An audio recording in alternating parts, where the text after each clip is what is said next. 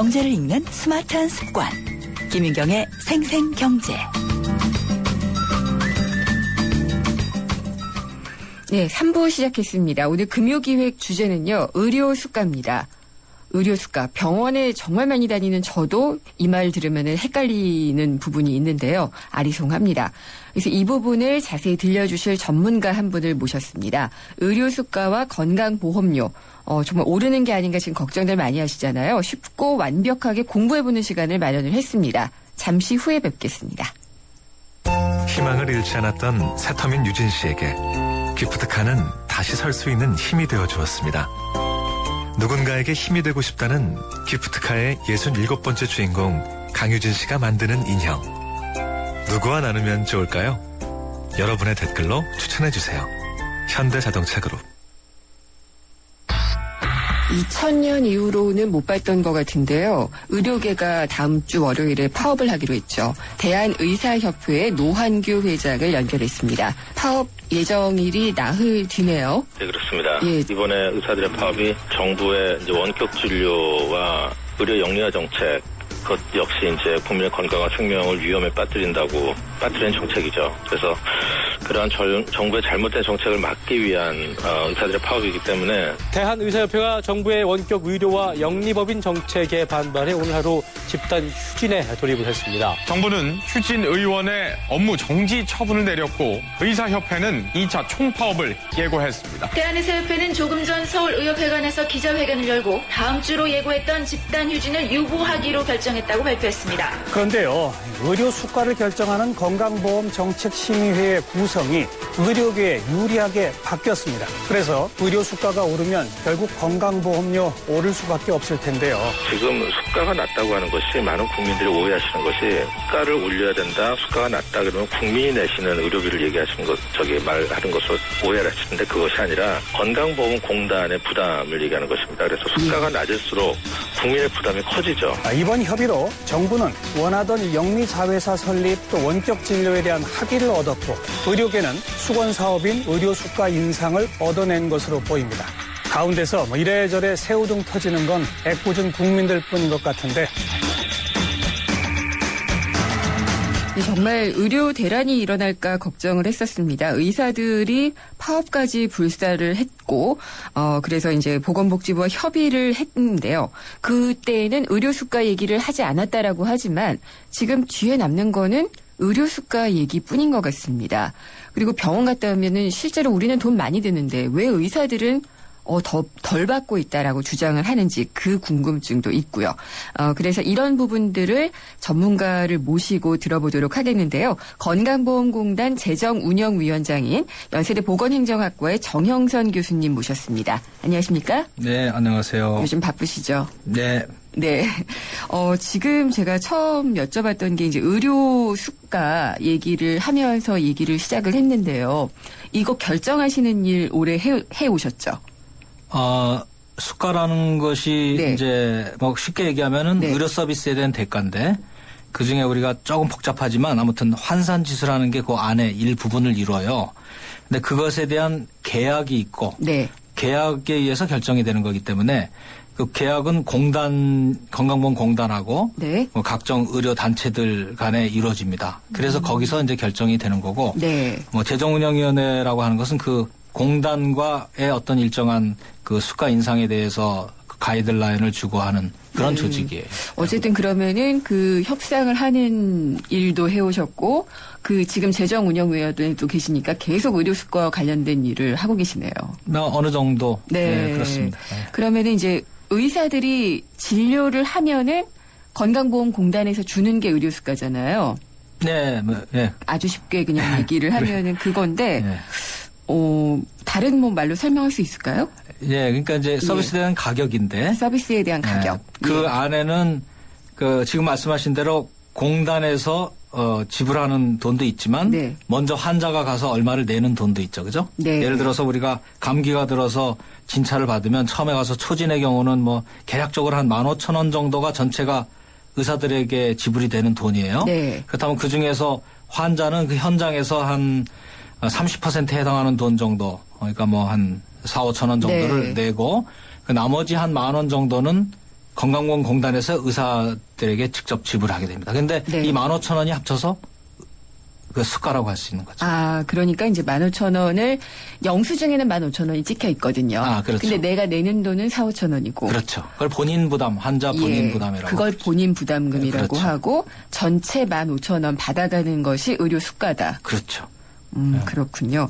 근데 어제 또 이 내년 의료 수가를 결정할 회의가 있었다고 하던데요. 네. 어떤 얘기들이 오갔었는지 궁금하네요. 이제 수가 자체를 결정하는 회의라기보다는 네. 아까 말씀하신 재정운영위원회라는 게 공단 안에 있어요. 저는 이제 그 회의를 주재하는 그 위원장이라는 게 뭐 그런 네. 정도인 것이고 그 위원회라고 하는 것이 열려서 이제 그 실제 협상은 건강보험공단하고 그 의학 단체장들, 그래서 네. 의사협회, 병원협회 이런 데들하고 하는 겁니다. 다만 공단은 돈을 내는 입장이고, 그다음에 이제 의사협회는 그 서비스를 제공하고 공급하고 돈을 받아가는 입장이잖아요. 네. 둘 사이 협정이 이루어지는 건데 예. 협상이 이루어지려면은 실제로 돈을 내는 것은 공단이라기보다는 공단 전에 국민들이 내잖아요. 그렇죠. 그래서 국민들 중에 돈을 내는 사람들의 모임이 재정운영위원회입니다. 예를 들어서 네. 그 무슨 노조도 들어가고요. 시민단체도 예. 들어가고 뭐 이런 식으로 해서 30인으로 구성됩니다. 대표들이. 네. 그 대표의 그 모임이 어디에 있어서 대략적으로 이제 앞으로 어떻게 그 협상을 할 건지 네. 그 협상을 하는 과정에서 공단이 갈 때 그거를 30명이 밤낮 모일 수 없으니까 그 소위원회를 구성해 가지고 그 공단이 협상을 할 때 어느 정도 협의를 서로 하는 그런 것을 구성하는 그런 모임이 어제 있었던 그렇군요. 거죠. 예. 어쨌든 그러면은 이게 그럼 올해 의료 수가를 결정하는 내년 1월 내년 1일부터 것. 적용되는 것을 올해 그렇군요. 5월 31일까지 예. 그 일단 결정을 하게 돼 있어요. 네. 그러면은 의료 수가를 결정하는 이 과정은 일단 이렇게 큰 회의에서 만나서 얘기를 하고 네. 그다음에는 어떻게 진행이 되나요? 이제 그러니까 이거는 돈을 내는 네. 사람들이 자체 모임이었고 예. 실제 협상은 이제 지금부터 5월 31일이라는 법정 기한까지 네. 아까 말씀하신 돈을 받아가는 쪽인 의사협회, 네. 그 병원협회, 예. 한의사협회, 치과협회, 간호사협회, 약사협회 이런 그 단체들하고 돈을 지불하는 것에 어떤 행정적인 조직이 되는 건강보험공단하고 협상을 해서 내년도에 네. 지금으로부터 2%를 올릴 건지 네. 5%를 올릴 건지를 계약을 하게 됩니다. 네. 그 협상이 이제 5월 30일까지 결정이 돼야 되고 대체로 다 계약이 찬성이 되었지만 만약에 우리는 더 올려야 된다 또는 우리는 더 줄 수 없다라고 네. 해서 결렬이 되면 그것이 건강보험정책심의위원회 줄여서 건정심이라고 하는 조직으로 네. 넘어가서 거기서 결정되게 돼 있어요. 그러면은 건정심에서는 그걸 언제까지 또 결론을 내려야 돼요? 건정심에서는 이제 한 달 뒤인 예. 2월 말까지 그것을 결정을 하게 됩니다. 그러면은 그래서 공급자, 가입자 이렇게들 주체를 설명을 하는군요. 네, 그러니까 공단을 공급자로 보고 그렇습니다. 예, 가입자는 의사단체. 공단은 예. 돈을 내는 가입자들의 의견을 받아서 하는 거니까 가입자 쪽에 가까운데 예, 예. 실제 가입자들은 아까 말씀하신 대로 30인으로 구성된 그 네. 회의에서 대변되는 것이고 네네. 공급자라는 건 서비스에 대한 공급자예요. 아, 그래서 어려우실 네. 거예요. 그렇지만 일단 그 용어를 어느 정도는 이해하셔야 네네. 되니까 말씀을 드리면 서비스에 대한 공급자인 의사들과 병원들과 예. 이런 그 모임이 있고 그 가입자라고 하는 것은 돈을 지불하는 사람. 네. 건강보험의 가입자예요. 그렇군요. 이게 객체가 표현이 안 돼 있으니까 네, 공급자, 그러니까. 가입자 이게 줄여서 뭔지도 하니까. 헷갈려서 제가 잘못 이해를 했는데 또 바로 잡아주셨군요. 그러면 어쨌든 의료 수가가 결정되는 과정을 이렇게 설명을 해주셨는데 그때 협상이 잘 안 되면 건정심에서 다시 한다라고 네. 말씀하셨잖아요. 네. 근데 바로 이 건정심이 네. 이번에 그 복지부와 의사협회의 협의 때 얘기가 됐던 그런 거죠. 곳이잖아요. 네, 네. 예. 그래서 그러면은 건정심의 역할은 그런 거를 결정하는 게 그냥 주된 목적인가요? 그게 상당히 중요한 역할 중에 예. 하나지만 건정심이라는 거는 우리나라 건강보험 제도 전체에 네. 아주 중요한 결정들은 대부분 건정심을 통해서 이루어집니다. 예를 물론 들어서 어떤 복지부가 게 있어요? 예. 예를 들어서 뭐 지금 수가라고 하는 것이 안 됐을 때 결정하는 것뿐만이 아니라 그 어떤 거를 급여를 건강보험에서 커버해 줄지 안 할지, CT를 할지 MRI를 할지, 네. 그다음에 뭐 화상 진료를 해 줄지 안 할지, 이런 그 정책 결정, 그 급여의 결정이라고 하는 정말 중요한 일들이 건정심의 합의 속에서 이루어지게 되는 것이죠. 그렇군요. 예. 그러면은 이번에 건정심 구조 개편 이게 네. 얘기가 됐잖아요. 그렇죠. 예. 구조 개편이 그러면 누구한테 유리하게 된 것이냐, 뭐 이걸 해석할 수 있나요? 지금 이제 건정심이라고 하는 것은 3자 구성으로 돼 있습니다. 네. 그러니까 아까 말씀한 돈을 내는 가입자 네. 8명으로 있고요. 그래서 그 돈을 받아서 그때가 서비스를 제공하는 공급자, 아까 말한 의사, 병원 뭐 이런 식으로 해서 8명으로 구성돼 있고, 네. 그다음에 그 안에 중립적인 거에서 공익위원이라고 해서 8명으로 구성돼 있습니다. 네. 이 8명 안에는 보건복지부, 기재부 이런 쪽에서 나오는 국장들이 1명씩 있고요. 네. 나머지는 지금까지는 건강보험공단. 그러니까 공단이 조금 애매했고 공급자들이 불만을 가졌던 게 공단이 한쪽에서는 가입자들을 대변해서 네. 협상을 하면서 한쪽에서는 공익위원으로 들어가 있었잖아요. 그러게요. 예. 그러니까 공단이라는 데가 있고 또 건강보험 심사평가원이라는 네네. 데가 있어요. 거기에 이사분들이 나와서 한 표씩 하고 있고 나머지 4자리를 이제 학계에서 나와서 돼 있습니다. 그 자리에 이제 교수님도 계셨던 저도 거고요. 오랫동안 그 역할을 했었었죠. 네. 예, 그렇게 구성이 돼 있는데 요번에 이제 그 의정협이라고 하는 데서 한 거는 네. 의사들이 이런저런 원격 진료라든지 의료법인 자회사의 문제를 계기로 해서 상당한 불만을 표시하고 파업을 하겠다고 하면서 그걸 바로잡아 달라라고 주장을 하면서 동시에 건강보험 제도의 개혁을 요구를 했는데 네. 그것을 파업을 앞에 놓고 정부가 그 파업이 국민들에게 불안감을 주기 때문에 파업을 자제해 주시라고 네. 하는 의미에서 협상을 했어요.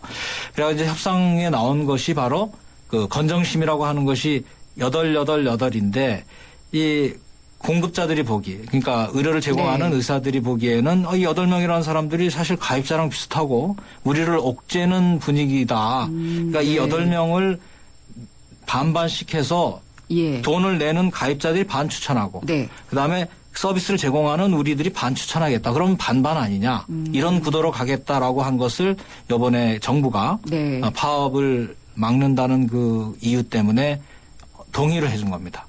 행정부가, 보건복지부가. 그렇군요. 근데 그게 보건복지부가 개편을 해줄 수 있는 거예요? 그러니까 이제 뭐 양면성이 있는데 네.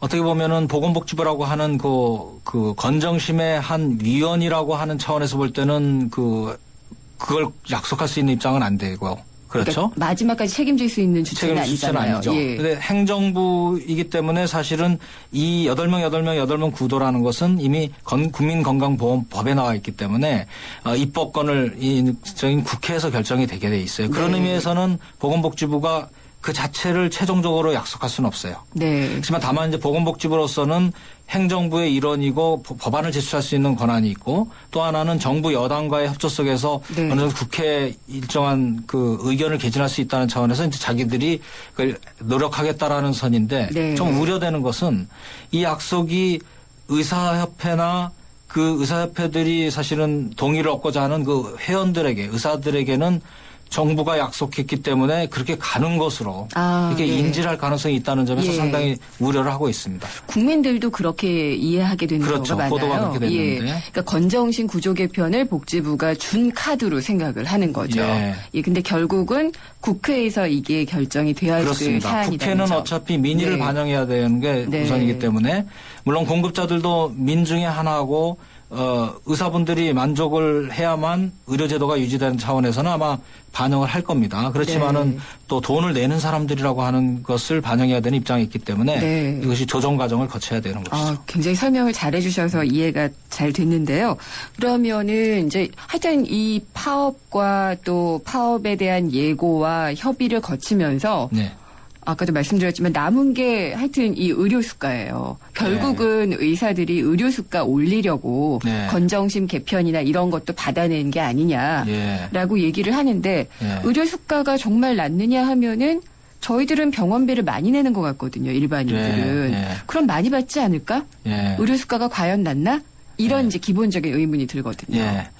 참 그 부분은 이제 많으냐 작으냐라고 하는 것이 어차피 이제 상대적인 것이고 그 상대적인 것이라는 것은 우리나라 전체의 어떤 의료의 수가니까 네. 다른 나라에 비해서 많으냐 하는 것도 생각할 수 있고 그러면 아니면은 내가 낼 수 있는 어떤 그 능력이라든지 그동안에 어떤 다른 데 지불하는 비용과의 관계 속에서 얘기할 수 있잖아요. 그렇기 때문에 다르고 또 입장에 따라서 그 돈을 받아가지고 수입으로 삼는 의사들하고 돈을 부담하는 환자나 국민들 입장이 좀 다릅니다. 그렇죠. 그래서 이제 대체로 얘기할 수 있는 것은 우리나라 국민의료비 전체 의료비는 OECD 평균이나 이런 거 보면서 좀 낮아요.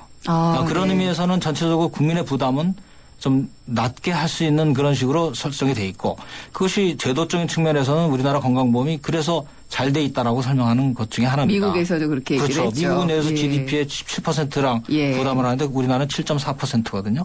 그러니까 그런 의미에서는 낮다고 얘기할 수 있는데 다만 그 수가 전체가 낮으냐 복잡 상당히 복잡한 문제가 있는 것이 그 수가를 가지고 받아가는 의사분들이 주로 이제 의사분들이 받아가는 거죠. 물론 의회 다른 직종도 받아가지만 의사분들이 지금 우리나라에서 그 임상에 임하고 있는 의사의 숫자가 전체 인구 1000명당 2.1명이에요. 근데 예를 들어서 아까 비교한 OECD 평균 보면은 3.2명입니다. 그러면 한 3분의 2 내지는 그중에 뭐 한의사 빼면은 또 뭐 한 5분의 3밖에 안 되고 상대적으로 적은 인원들이 또 그 돈을 받아가기 때문에 그런 거를 전체로 한다면은 그 거칠게 얘기하면 의사 1인당 가져가는 수준이 아까 그런 비교를 해서 OECD 평균 비교하면은 OECD 평균보다는 높습니다. 그럴 수 있겠네요. 그러니까 그 부분은 받아가는 입장에서 더 받아가는 게 좋고 하지만은 우리는 대체로 국민의 부담을 생각해야 되는 거기 때문에 어느 정도는 의료 수가가 일방적으로 낮다고 얘기하기 상당히 어려운 것이다 하는 말씀을 드리겠습니다. 그런 얘기도 있더라고요. 그러니까 막 3분 진료 얘기 많이 하잖아요. 그러니까 컴퓨터 화면을 보고 환자를 그냥 처방전을 낸다. 근데 이 3분 진료를 많이 하니까 많이 받아간다. 이런 얘기도 하거든요. 그것도 맞는 얘기인가요? 그 부분이 이제 우리가 조금 참 분해해서 들어가면 아까 말씀드린 거는 이제 의사들에게 가는 수입이나 이런 걸 얘기했는데 우리가 수가라고 하는 것은 가격이에요. 그렇죠? 우리가 테레비 가격이 있고 어떤 서비스에 대한 가격이 있듯이 변호사 가격을 얘기하는 게 이제 의료 수가고요. 가격이 그 대개 우리나라 행위별 수가라고 해서 몇 건이 되느냐 각 행위의 건수에 따라서 가니까 곱해지는 건수가 해서 의사들이 이제 수입으로 가져가는 거죠. 뭐 그런 의미에서는 만약에 우리나라는 대체로 한 3분 정도밖에 진료를 안 한다. 그러면 그 3분에 대해서 뭐 아까 말한 대로 15,000원이다 이렇게 해놨으면은 10분 안에는 3명을 보잖아요. 근데 되게 뭐 외국의 경우는 되게 10분 이상 보죠.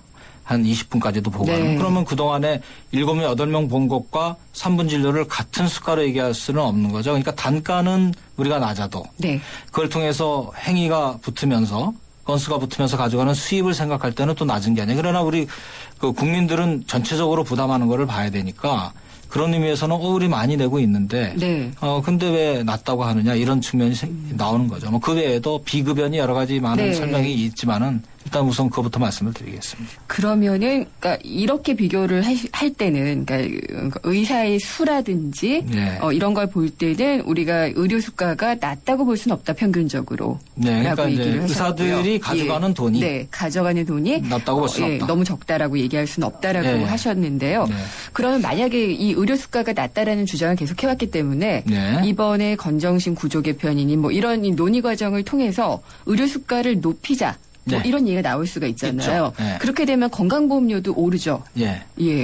건강보험료라고 하는 것과 수가는 또 조금 다른 게 건강보험료는 의료를 이용하지 않아도 평상시에 내는 돈이에요. 그래서 국민의 소득의 한 6% 좀 안 되는 6%라고 이해하시면 됩니다. 6% 정도를 본인이 내는 걸 건강보험료라고 그러고 수가라고 하는 것은 의사들이 행위 서비스로 가져가는 돈입니다. 그런데 이제 아까 말씀하신 대로 만약에 수가가 최종적으로 결정될 수 있는 협상이 결렬돼서 결정될 수 있는 건정심이라고 하는 구조가 지금보다 공급자들의 지분이 높아지면 협상력이 생기기 때문에 더 높이고자 하는 건 당연한 거죠. 비난할 수 없는 거죠. 자기 수입이 높아질 수 있는. 그러니까 그 높이고자 하는 힘이 더 세지면 수가가 올라가는 거 아니냐. 그런데 이제 보험료는 뭐냐면 수가가 올라가다 보면은 그걸 지불하는 공단에서 돈이 필요한 것이고 지불하려면 평상시에 보험료를 내야 되잖아요. 그러니까 보험료도 올라갈 가능성이 있는 거죠. 그렇지만은 지금 현재 그 공급자 구조 자체가 변화하는 것 자체가 직접 무슨 수가 자체를 일단 논의한 것 자체는 일단은 아닙니다. 그러니까 네. 제도 개선 차원에서 논의할 수 있는 거니까 뭐 직접 관계는 아니더라도 가능성은 분명하게 생기게 된 거죠. 어쨌든 수가를 주기 위한 보험 재정을 늘려야 되니까요. 네. 그러면 보험료를 의료가 받을 올라가는 수밖에 거죠. 없으니까 네. 연결이 돼 있다라고 그렇죠. 예, 생각이 드는 것이고요. 설명을 그러면 광고 좀 듣고 와서 다시 한번 좀 듣도록 하겠습니다. 침대는 과학이다. 침대과학 50년이 이룬 세계 최고 기술력.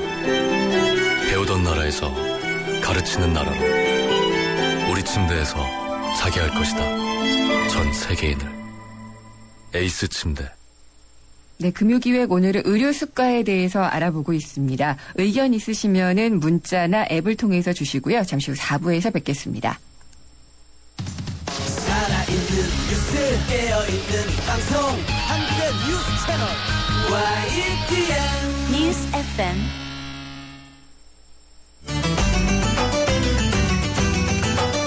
한 걸음 더 경제와 가까워지는 오후 김윤경의 생생경제. 세상의 베이스가 되다 포스코 협찬으로 김윤경의 생생경제 4부 시작하겠습니다. 이따가 같이 점심 먹을까? 다음에. 오늘은 하노이에서 점심 약속이 있거든. 뭐? 오늘 하노이에서 점심을? 아시아나 하노이 주간편 증편호나 밤에도 낮에도 편리하게 모십니다. 아름다운 사람들 아시아나 항공. 난 기다렸지 프로 설레는 맘으로 빛나지 이대로 멋지지 그대로 세수나로 난 앞으로 지프로 라랄라라 세상의 프로가 되다. LG 지프로 2014년 하이마트 첫 전국 동시에 세일. TV 냉장고 에어컨 기획특가에 최고 200만 원 캐시백과 최고 24개월 카드 혜택까지 이사 혼수 고객에게 특별 사은품도 드립니다. 2월 28일부터 3월 23일 기회는 이번 주말까지. 자세한 사항은 매장에 문의하세요. 전자제품 살 때 하이마트로 가요. 그 친구는 꾸밀수록 더 아름답다라고 생각하는데 전 그 첫 얼굴이 그렇게 예쁘더라고요. 맑고 투영한 피부, 그것만으로 눈부신 당신에겐 오직 SK2 비트라 에센스. 네, 금요기획 의료 수가에 대해서 알아보고 있고요. 건강보험공단 재정운영위원장이신 연세대 보건행정학과의 정영선 교수님과 얘기를 나누고 있습니다. 지금 얘기를 더 나눠야 될 부분은 시민단체들은 지금 병원들이 돈을 벌려고 불필요한 고가의 비급여 진료를 자꾸 시킨다라고 얘기를 하고 병원에 많이 다니는 저로서도 그런 생각이 좀 들거든요. 그 부분은 어떻게 생각하세요? 예, 지금 이제 그 비급여라고 하는 것은 네. 건강보험에서 부담하지 않는 항목들이란 것이에요. 그러니까 뭐 고가 장비라든지 그런 것들인데 약도 네. 항암제 중에 일부. 그러니까 그런 것들이 그 돈을 번다라고 얘기하는 것은 비급여기 때문에 건강보험과 이런 협상 과정에서 가격을 설정하지 못한 네. 분야이기 때문에 가격을 원하는 대로 받을 수가 그렇죠. 어느 정도는 있죠. 예. 그리고 그렇기 때문에 이제 그런 쪽을 많이 해가지고 검사도 많이 하고 뭐 네. 이래가지고 한다 이런 느낌이 있는 거고 그 외에도 뭐 최근에 이제 정부가 발표했습니다만 선택진료비라든지 네. 병실 상급 병실료 네. 뭐 이런 데서 많이 남기고 있다라는 지적이 있고 뭐 어느 정도는 뭐 그렇게 하는 측면이 있습니다. 근데 이제 그 사실은 그 병원이나 의사 측의 입장에서는 그 국민의 부담을 줄인다는 이유 하에 건강보험에서 급여해주는 부분을 워낙 그 가격을 통제하고 낮게 하니까 네. 이쪽에서라도 올려야 우리가 경영을 유지한다라고 병원에서는 그렇게 주장을 해요. 하는 것이죠. 네. 그래서 이제 우리 그 전체적으로 보면은 그래서 내는 전체의 부담이 어느 정도냐를 생각을 하게 되는데 사실은 이제 비급여 부담이 최근에 너무 네. 커왔어요. 예. 그래서 비급여라는 환자가 100% 전액을 내니까 환자 입장에서는 뭐 급여되는 거는 얼마 안 되는데 비급여라고 선택진료비라고 해서 막 잔뜩 나오고 네. 검사해가지고 뭐 몇십만 원 나오니까 내는 거에 대부분이 비급여로 나오니까 당연히 비급여에서 대한 불만을 갖게 되고 부담을 느끼게 되는 거죠. 그러면은 그게 의사와 병원의 주장대로 의료 수가가 하도 낮아서인가요? 그 부분이 상당히 이제 견해 차이가 있는데 네. 일단은 그러니까 닭과 달걀이 뭐가 문제냐라는 차원은 좀 있어요. 근데 만약에 비급여라고 하는 것이 지금까지 이렇게 커왔는데 이 부분을 그대로 놔두고 그 급여되는 부분의 수가를 네. 지금들이 의사들이 얘기하는 대로 건강보험 급여만 가지고 그 자기들이 원하는 수입이 유지되게 해달라고 한 정도를 한다 그런다고 해서 그대로 정책적으로 실현된다고 해서 비급여가 줄어드느냐 그렇지 네. 않은 거죠. 예. 그래서 정책적으로 앞으로 가야 될 방향은 이걸 가능한 한 급여권으로 끌어들이고 예. 그러면서 전체적으로 의사나 병원이 수입이 만약에 낮아지는 것이 보이면은 뭐 낮아지겠죠. 그 부분들에 대해서는 급여 수가를 조정해서 올려줌으로써 네. 국민들의 부담은 전체적으로 줄어들죠. 네. 줄어들면서 그 진료가 급여되는 진료가 대부분 필요한 진료가 많아요. 그러니까 네. 적정 진료로 이루어지도록 하는 구도로 가야 된다는 거고 한 가지만 말씀드리면 비급여 진료가 왜 문제냐면 국민들이 직접 100% 내기 때문에 굉장히 부담이 크잖아요. 예. 일단은 환자가 됐을 경우 내 이 부담이 많아진다는 것 때문에 상당히 많은 국민들이 상당히 애매한 보험에 네. 가입해 있어요. 그래서 예.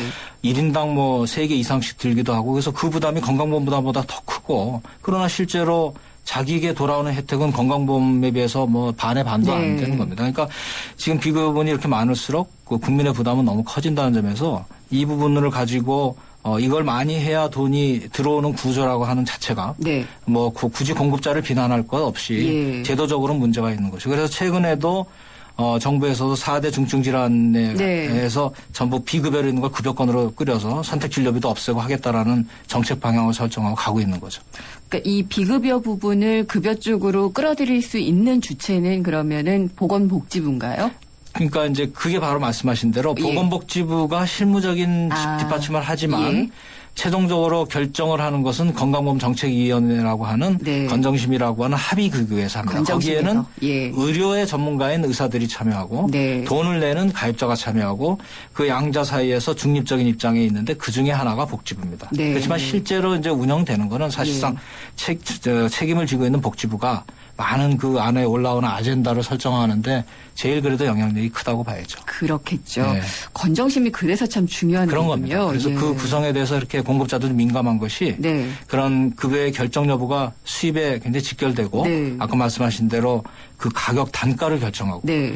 그렇기 때문에 그 중요성이 아주 크다는 거죠. 네. 그러니까 저는 이제 개인의 차원에서 이제 처방전에 자꾸 비급여약이 많으면은 이거 급여약으로 바꿔주실 수 없나요? 이런 얘기는 좀 해요. 그러니까 소극적인 항의는 할 수가 있지만 또 의사가 그 약밖에 안 쓴다고 하는 데는 별 할 말이 없거든요. 그러니까 정말 환자들의 선택권이 없어요. 네. 예. 그래서 이 부분은 좀 많이 고쳐줬으면 바로 이제 좋겠어요. 그 부분이 그 미국 의 네. 의료제도가 17% GDP의 77%는 엄청난 돈을 쓰면서도 국민들이 4분의 1이 네. 무보험 내지 불확실한 보험에 그렇죠. 고통을 받는 것이 바로 예. 이제 그런 부분들이에요. 그러니까 이 의료라고 하는 것은 보통 시장 같으면은 제공하는 자와 구입하는 자 간에 정보가 어느 정도 있어가지고 균형을 잡는데 의료라고 하는 것은 절대적인 정보를 가진 의사와의 관계이기 때문에 네. 이 부분들에 대해서 어느 정도는 환자에게 정보를 제공하는 공적인 역할이 필요한 거죠. 네. 그것이 가격도 그렇고 실제 어떤 질에 대한 정보도 그런 겁니다. 그래서 개입을 할 수밖에 없는 것인데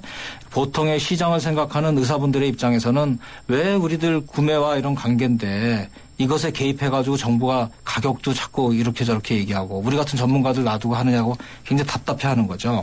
근데 본인들도 비급여 부분이 좀 과다하게 늘어나고 있다는 데는 아마 상식적으로는 아실 텐데. 동의하고요. 예. 그분들도 네. 괴로워하기까지 합니다. 예를 들어서 네. 병원에서 아침에 회의에서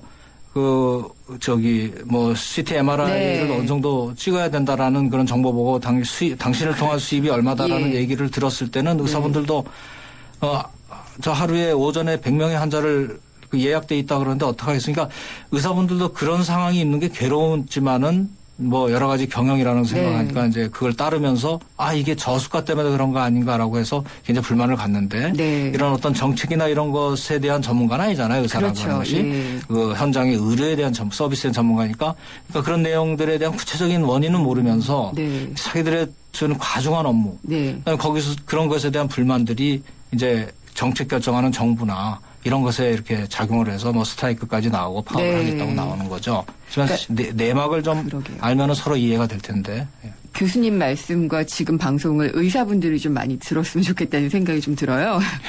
그리고 저도 이제 디스크 때문에 갔는데 MRI는 당연히 찍어야 되잖아요. 근데 그건 보험이 안 되고 네. 뭐라든지 스테로이드 주사를 많이 놓아야지 돈을 벌 수가 있기 때문에 놔야 되는데 그러면 안 되잖아요. 사실 네. 의학상으로는. 네. 그래서 양심에 찔린다 이런 네. 의사들의 얘기를 좀 들었던 것 같아요. 네.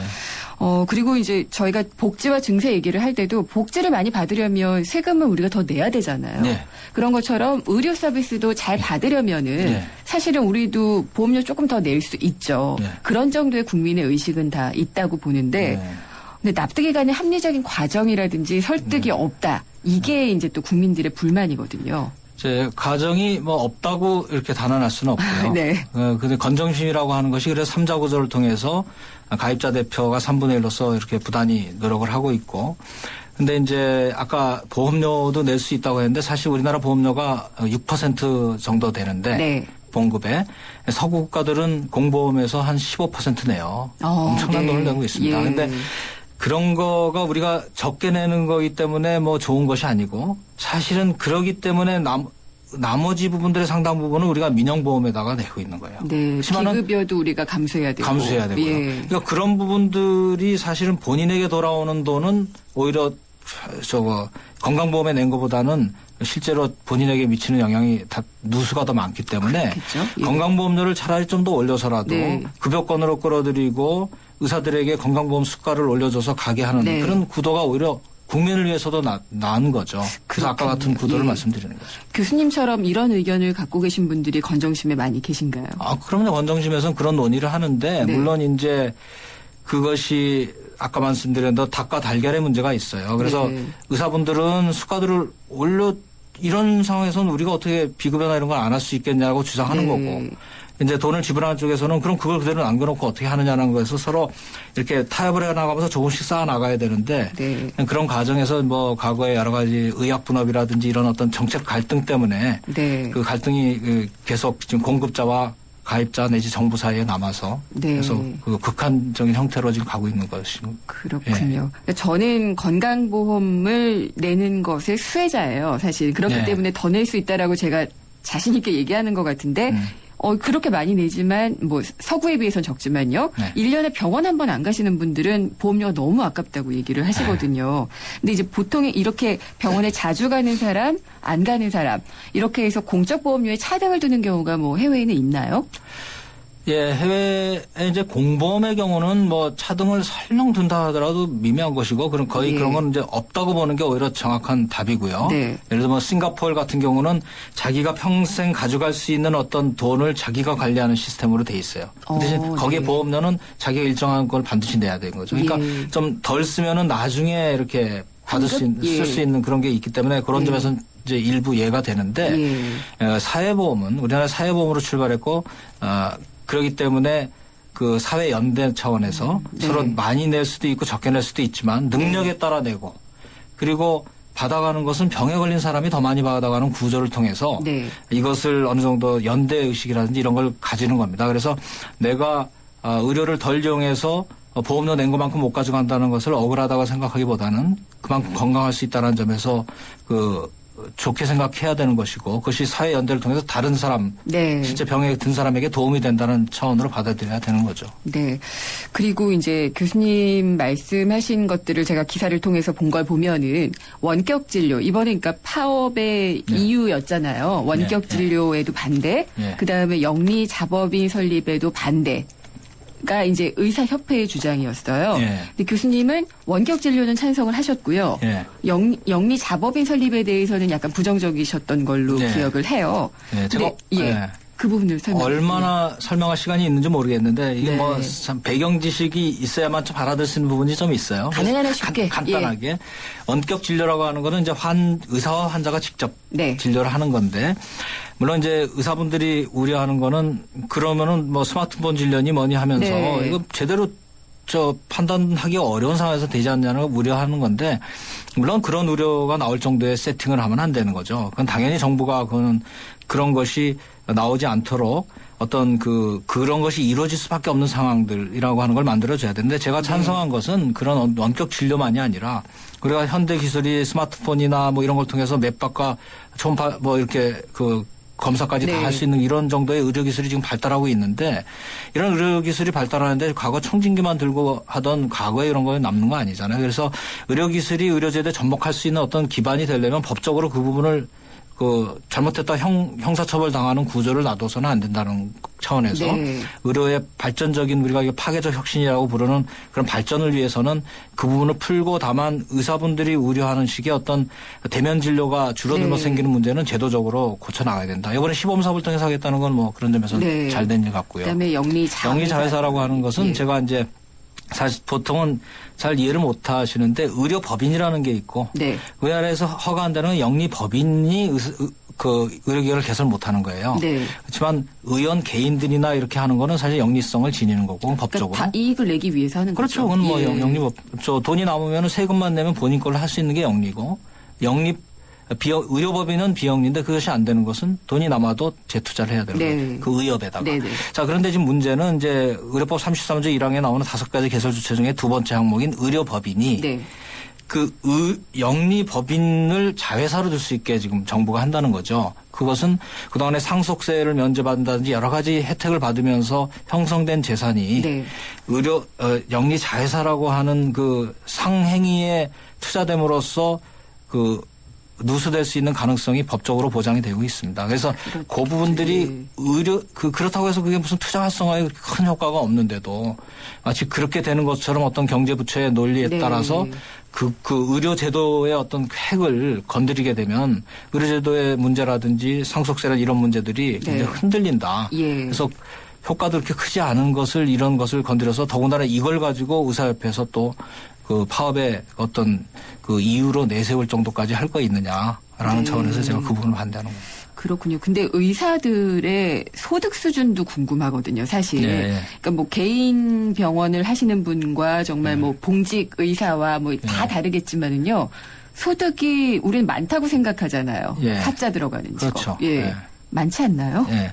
사실 좀 이 부분을 다루기가 민감하지만 네. 제가 좀 가끔 얘기를 하는데 물론 개원 의사들이나 이런 분들이나 중에 잘 안 돼가지고 분야나 지역이나 이래가지고 굉장히 힘들어하고 투자된 것을 회수 못한 사람도 많이 있죠. 네. 그 수만 명의 의사 중에 의원 중에 그게 전체가 다 할 수는 없지 않습니까? 네. 그러니까 그런 부분들에 좀 상처를 줄까봐 제가 쉽게 얘기를 못하지만 저희 같이 정책과 관련되는 쪽에서는 평균적인 것을 가지고 네. 얘기를 해야 되고 정책을 서로 얘기를 해야 되는 거니까 그런 차원에서 볼 때는 우리 평균 임금 대비 의사들이 가져가는 것이 공식적으로 나와 있지 않지만 우리가 충분히 알 수 있는 네. 일종의 일부 그런 걸 보면은 우리나라가 3배, 4배는 충분히 된다라고 네. 봐야죠, 평균적으로. 근데 예. OECD 국가들, 잘 사는 나라 국가들의 경우를 봐도 보통 한 2배, 많아야 3배 정도 선에서 되게 나와 있어요. 네. 근데 우리나라는 그 통계를 내고 있지만 않죠. 네. 그리고 우리가 경험적으로 여러 가지를 볼 때는 의사들이 일단,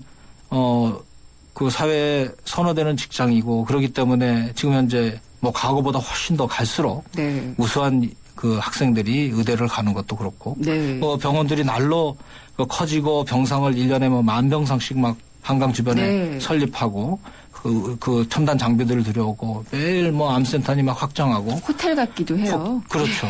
그렇게 되는 것은 물론 그 경영의 합리화라든지 그쪽에서 나름대로 제대로 된 서비스를 제공하기 네. 위해서 하는 측면이 있고 그 부분들에 대해서 어느 정도 알아서 투자해 주는 거는 고맙기는 한데 그렇다고 해서 의사들의 소득이 이렇게 낮다라든지 이런 주장을 하는 거는 국민들이 아마 네. 눈높이에 맞지 않는 거 아니냐 이렇게 생각하는 거죠. 분야하기가 쉽지 않은 않죠. 문제예요. 그래서 이제 저수가 문제와 연관을 해서 한번 좀 여쭤봤던 그런 부분이고요. 네.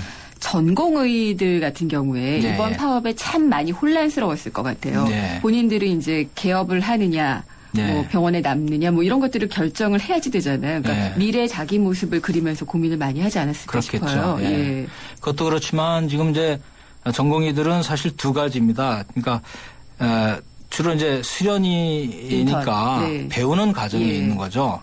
많은 시간을 통해서 자기들이 80시간, 100시간 근무를 하는 것은 그 시간을 내 고생을 해서 공부하던 의대생들이라는 게 다 공부 열심히 해서 네. 그런 사람들이니까 그런 패턴이 계속되는 그러니까 그런 측면도 있지만 병원의 입장에서 볼 때는 아까 말씀 봉직이들에게 주어야 되는 고임금의 네. 그런 봉급을 안 주고도 교육이라는 이름으로 네. 싸게 그러나 나름대로 어느 수준의 진료를 서비스를 받을 수 있는 그런 병원에 입원하면 주치의는 다 레지던트들이에요. 예. 교수님 뵙기 어렵거든요. 네. 그렇죠. 이제 예. 그러니까 실제로는 병원의 입장에서는 그들의 싼 임금 말고 그러니까 네. 전공의들의 개인적인 입장에서는 뭐 교육받는 거라고 해서 감수를 하겠지만 그러기에는 너무나 많은 노동을 네. 제공하고 거기에 받는 대가는 하다. 더군다나 미래를 보면은 개원을 해야 될 때 지금 현재 계속 의원이라고 하는 개원이들의 네. 가는 돈보다는 큰 병원으로 가는 게 더 많아지고 네. 상대적으로 의원들이 상대적으로 좀 축소되는 분위기 뭐 이런 전반이 불안한 미래에 대한 어떤 그런 것이 네. 이번에 그 파업이라고 하는데 동조하는 것으로 상당히 나타나게 된 것이죠. 그래서 이제 전공의들 같은 경우에는 의료 수가 얘기는 뭐 참여하지는 않은 것 같고 네. 하여튼 뭐 이번 협의가 잘 이행되지 않으면은 네. 다시 한번 또 파업을 할 수도 있다. 전공이라고 하는 것이 이제 그동안 공부를 하고 뭐 네. 수많은 시간을 공부와 그렇죠. 훈련 속에서 이렇게 예. 살다 보니까 사실 정책에 대해서는 잘 모릅니다. 네. 그 수가의 문제라고 하는 병원을 경영한다든지 의원을 기업하는 사람들이 실감하는 것이고 그래서 이제 자기들에게 주어지는 이 육체적인 네. 고통과 그다음에 미래에 대한 불안감으로 이제 얘기를 하는 거니까 뭐 그런 점에서는 이제 불안할 수 있지만 실제 정책의 하나하나를 가지고 따지기에는 아직은 네. 충분히 지식을 가지고 있지 않죠. 예. 전문의 따면은 좀 나아지나요? 예, 예. 확실하게 얘기할 수 있죠. 지금 그렇게 되고 있고. 그러면 전문의가 되면은 보통 뭐라고 얘기를 하더라. 인턴 레지던트 다음에 또 부르는 이름이 있더라고요. 펠로우. 예, 뭐, 펠로우. 예. 그렇게 전임이 예. 되면은 수입도 많이 늘어나고요. 네, 이제 큰 병원에 남으면 남는 대로 네. 뭐 높다라고 하는 것이 상대적이기 때문에 네. 본인들은 그동안에 고생한 거에 비해서는 안 높다고 생각할 수 있어요. 그렇지만은 그렇겠죠, 예. 우리 이제 국민들이 일반적으로 볼 때는 선망하는 수준으로 있다고 얘기할 수 있습니다. 네. 그래서 뭐 저도 이제 소득 막 이런 걸 보고 또 면허가 있다는 게 상당히 또 그럼요. 그렇기 때문에 네. 그렇게 의대 가라 그러는데 안 갔던 것을 후회하기도 하거든요. 그러셨어요. 예, 공부 그래서 잘하셨나 봐요. 아니요. 그래서 의사들을 보면은 그런 게 많이 저는 이제 느껴져요. 제가 이런 길을 갔다면 어땠을까라는 네. 생각을 많이 해봤던 것 같아요. 예. 이제 좀 슬슬 마무리를 해야지 될 것 같은데, 그 의료 수가 문제 네. 일단 한 문장으로 정리를 해주시고, 예. 예. 의료 수가는 의료 서비스에 대한 대가고. 네. 근데 의료 수가라고 하는 것 이외에 또 의사들이 수입으로 가져가는 그런 것들이 있다. 비급여 진료니. 네. 그래서 이런 전체를 보면서 의사들의 수입을 생각해야 되는데 지금 현재 이제 논의되는 그리고 공적으로 결정되는 거는 이제 의료 수가 부분이고 그 중에서 네. 좀 어렵지만 환산지수라고 하는 부분이다. 네. 근데 그건 좀 어려운 얘기니까 뭐 그런 정도 얘기할 수 그리고 의료 수가가 일방적으로 낮다라고 얘기하기에는 네. 다른 평균과 비교했을 때는 그렇지 않다. 그러니까 이제 예. 우리의 지불 방식이라고 얘기하는데 예. 우리 행위 하나하나에 대해서 지불하는 방식이기 때문에 네. 전체 토탈한 그거를 의료 수가라고 보면은 뭐 안 낮을 수도 있죠. 왜냐하면 수입을 가져가는 네. 거니까. 근데 이제 하나하나를 비교할 땐 또 낮게 생각할 수 있어요. 그리고 또 높은 것도 있고 낮은 것도 있고 해서 항상 낮은 것만 얘기하지만 네. 높은 것도. 부분들이 예. 있거든요. 그래서 검사 같은 거는 실제보다는 높을 수가 있다든지. 네. 그래서 이제 그거를 상대적으로 좀 조절을 해야 되는데 결국은 기대 수준과 네. 거기에 대한 실제 수익과의 비교이기 때문에 네. 굉장히 어렵습니다. 워낙 그 우수한 인력들이 지금 의대를 가니까 기대 수준이 너무 높아질 거고 맞아요. 결국 예. 지불하는 사람은 국민이라서 지금 우리는 사실은 의대에 너무 인재들이 가는 것이 네. 바람직하지는 않을 수 있다는 생각을 할 수도 있는 거죠. 그래도 또 의사 수는 적고요. 그러니까요. 예, 그런 문제가 또 있고, 그다음에 이제 건정심이라는 기구가 이런 것들을 결정할 수 있는 정말 중요한 기구다. 네. 그래서 이번에 이슈가 됐다는 부분을 짚어봤고요. 마지막으로 정말 이 말은 하고 가셔야겠다라는 그런 말씀이 있으면 해주세요. 예, 이제 건정심 얘기도 여러 가지 나오지만 네. 의사분들이 일단은 그 진료를 많이 해야만 일정한 기간에 원하는 소득을 얻을 수 있다는 점에서는 그 고통스러울 수도 있지만 네.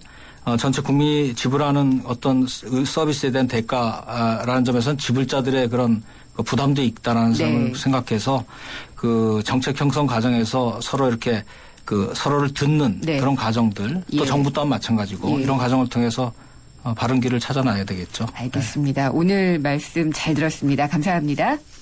연세대 보건행정학과의 정영선 교수였습니다. 봄. 여행 떠나고 싶은 봄. 레저를 즐기고 싶은 봄. 새로운 코란도 트리스모를 만나는 봄. 코란도 트리스모 9인승 탄생. 올 봄에도 다 함께 즐겁게. 레크레이션 베이스 캠 코란도 트리스모. 고속도로 버스 전용차로 주행 가능. 침대는 과학이다. 침대과학 50년이 이룬 세계 최고 기술력. 배우던 나라에서 가르치는 나라로 우리 침대에서 자기 할 것이다. 전 세계인을. 에이스 침대. 연아가 알려주는 좋은 물의 조건. 물 드실 땐 꼭 수온지를 확인하세요. 저는 지하 180m 천연 안만수와 드넓은 구규림이 있는 해발 680m 강원도 평창을 꼭 확인해요. 깨끗해. 강원 평창수 평창 동계올림픽 공식 먹는 샘물. 쉐보레 런칭 3주년 기념 빅 러브 페스티벌. 쉐보레 구매 시 매일 3명에게 30일간 300만 원 상당의 경품을. 스파크 최대 3년 무이자 할부. 말리부 캡티바 최대 3년 1.9% 할부. 차종에 따라 최대 100만 원 할인. 쉐보레 전시장 방문 시 기념품을 드립니다. 홈페이지 참조 3월 31일까지.